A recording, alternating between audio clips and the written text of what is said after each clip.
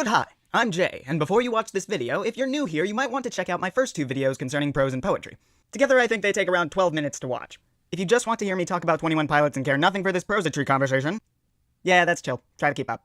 Now, in the last installment of this mini-series, we established that prose and poetry aren't the only standards by which to measure literature. Literature occasionally tries to do things that neither prose or poetry end up considering because of the medium people experience it in. Lyrics are different because they're meant to be communicated through song. By this definition, there are actually countless potential metrics.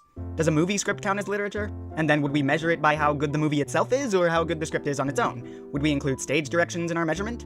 Probably, since that literature's purpose is to result in a good movie. In any case, we're just focusing on lyrics here, but these are all interesting questions. In some sense, this new lyric metric translates and specifies some of the things that are valued by its parents, like, well, poetic meter. While prose apparently translates poetic meter to prosody, lyrics translate it to something I'd call flow.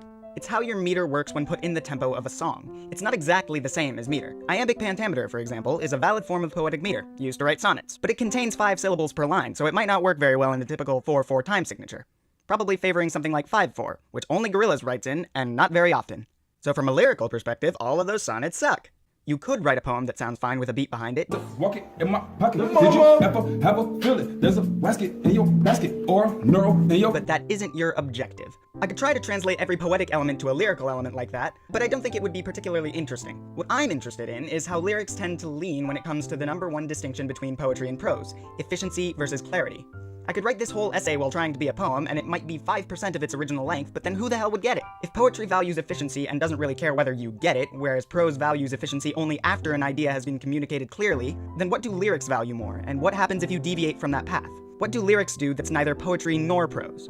Okay, so because there's a song there, the audience isn't listening super closely to the lyrics all of the time. Rather, the listener will pick out parts of the lyrics without comprehending the whole thing.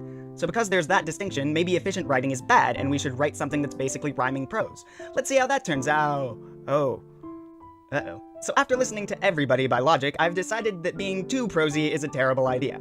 While it's true that I get his messages of equality and perspective as a biracial man, I get them a little too much. Some parts of this I'd hesitate to call literature, not just because they're that bad, but because it seems like he's talking, saying whatever he comes up with. Because it's so clear what he's talking about and he never does anything interesting lyrically, it's not an album that rewards re-listen. If you were listening the first time, you heard everything he wants you to hear. Maybe if he were a bit poetic, there would be something to dig into. So why don't we get really poetic? I don't know how well known this is since the video has 2% of the views, but the verses of Heavy Dirty Soul by 21 Pilots were originally poetry. I suppose I did say you could write a poem that had the accidental quality of working in a song, but how does that really pay off in practice? Well, first, let's see how it does as a poem, and look for any indication as to whether it is a rap or a poem. Yep, it's the breakdown section. There's an infestation in my mind's imagination. I hope they choke on smoke because I'm smoking them out the basement. This is not rap, this is not hip-hop. The introduction of conflict, of something wrong, begins here, and the rhyme scheme is introduced. Here, it disrupts a typical poetic rhyme scheme, opting for A rhyme here, A rhyme again, then B and B in place of the A, before finally finishing with A. Smoking someone out means forcing them to leave a hiding place, and I would judge by the rest of the poem that that part's referring to the musicians he's distancing himself from. This is not rap, this is not hip-hop. This line is interesting, considering it wasn't cut from the song version. Here, though, all it does is reinforce the distinction between himself and the people he's talking about. Just another attempt to make the voices stop. Rapping to prove nothing, just writing to say something, cause I wasn't the only one who wasn't rushing to say nothing. I took a bit of a liberty here and combined these two lines, since it's not clear if they're supposed to be part of the same stanza or not. They do work as a single line, and I feel that they work less otherwise. Just another attempt to make the voices stop on its own might be interpreted as the voices inside his head, especially considering how his lyrical content on Vessel was geared towards addressing mental illness. I think that makes less sense in the context of the poem, which is why I combined the lines. So it's not rap or hip-hop, just another attempt to make the voices stop rapping to prove nothing. So it's another attempt to make them start rapping to prove something? We're gonna have to do some math to figure this out. Alright, which roughly translates to, I, as well as some other people, want to say something. Glad we did that math. Paraphrase, the line means he wants to stop people from writing meaningless stuff, and that he's writing not meaningless stuff.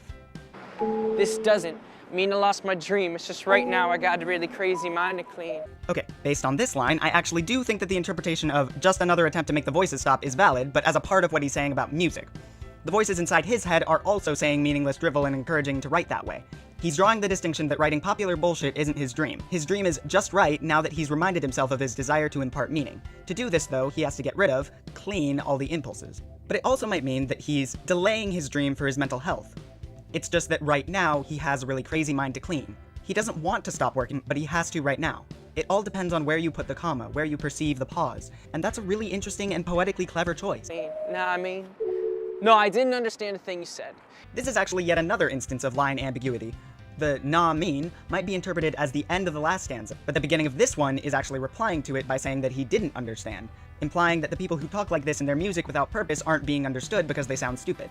This was a few years before mumble rap really hit the mainstream, but I digress. If I didn't know better, I guess you're all already dead. Mindless zombies walking around with a limp and a hunch, saying stuff like, you only live once. Yeah, once. Criticizing phrases like YOLO and likening those who use it meaninglessly to zombies. He's not criticizing the phrase or the sentiment, since he seems to unironically use a variation of it next. Rather, he criticizes the careless nature with which it's said.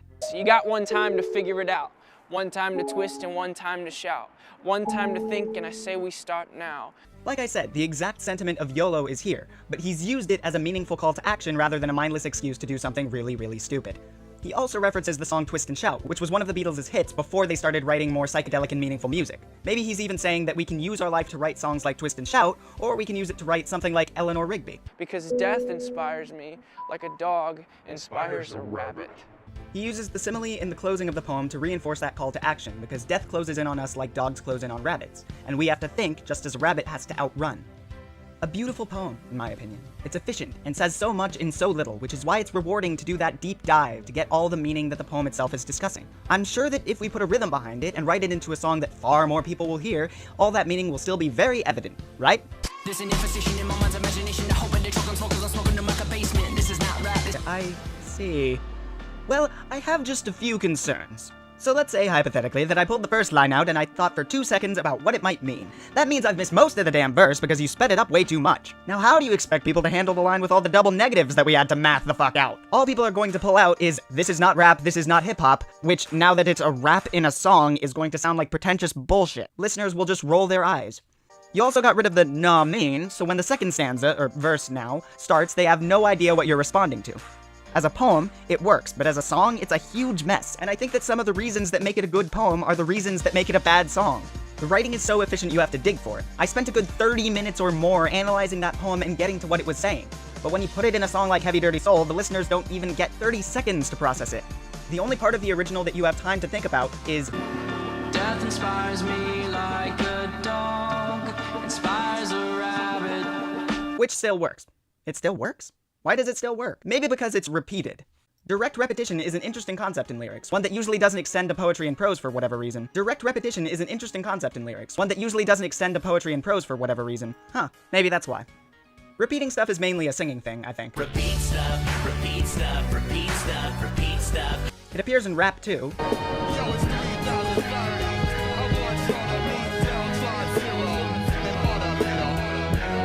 But by and large, it's a recurring sung melody that we call a chorus. I think that the chorus represents for lyricism a place where you have to put the song's essential meaning because the listener will hear it again, so they have multiple chances to be listening in the right spot to get it. From that, you can weave more poetic verses because the audience has the context of the chorus in their mind. Death inspires me like a dog inspires a rabbit isn't the chorus, but it is repeated, and I think on subsequent listens that part can call attention to the only living once parts of the verses. Repetition is key if you're going to weave more poetic parts into your songs. A song that does a bit better at balancing this is Guns for Hands, in which the repeated parts are, I'm trying to sleep but I can't because you all have guns for hands. Using that as their foundation means that they can build more complex verses off of it. They establish the metaphor, even if we aren't quite sure what it means, and then in the super fast rap verse they give us lines like, interested in putting my fingers to my head, and turn your guns into a fist, which work even on first listen, at the very least to draw us in and tell us that the song has depth, that something interesting is going on. And maybe that's where Heavy Dirty Soul fails. If we analyze Guns for Hands as a whole, it's a little closer to prose, but not so close that it gives everything away like this essay is doing. So I guess I'm saying lyricism falls somewhere in between. What a stunning and useful revelation. But when it comes to where in between, there's no real definitive answer in my book. It depends on the artist, and it depends on the listener. If the purpose of prose is to give someone the information as clearly as possible, and the purpose of poetry is to get as much meaning out there as possible, then the aim of lyrics should be first to convey impression and essential ideas clearly, and then use the rest of whatever space you have to efficiently pack meaning. It's a line that's going to be different for each person, obviously, but I can give you one more piece of advice. Your audience is paying maybe 5% as much attention to the lyrics while listening as you are while writing them.